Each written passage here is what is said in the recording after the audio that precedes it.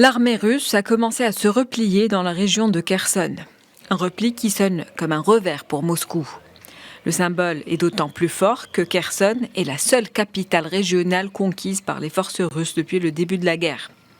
Elle fait aussi partie des 4 zones de l'Ukraine dont le président russe a revendiqué l'annexion par Moscou il y a 6 semaines.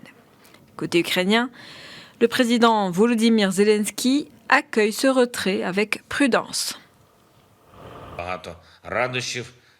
L'ennemi ne nous fait pas de cadeaux, ne manifeste pas de gestes de bonne volonté. Nous devons tout gagner. Nous devons donc faire preuve d'une extrême prudence, sans émotion, sans prise de risques inutiles, afin de libérer toute notre terre avec des pertes aussi minimes que possible.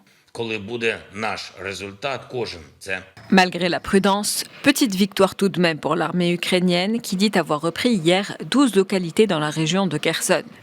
Du côté russe, on parle d'un redéploiement plus efficace des troupes.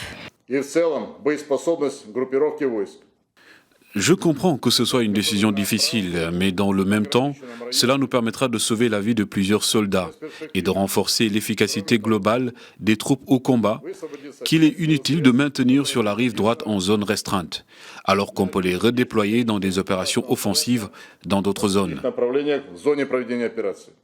L'offensive russe entre bientôt dans son 9e mois. L'Occident continue de réaffirmer son soutien militaire, logistique et financier à Kiev.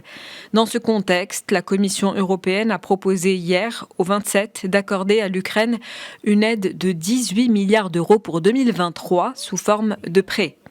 Pour sa part, le haut responsable militaire américain a averti que la victoire militaire était probablement impossible, que ce soit pour Kiev ou pour Moscou.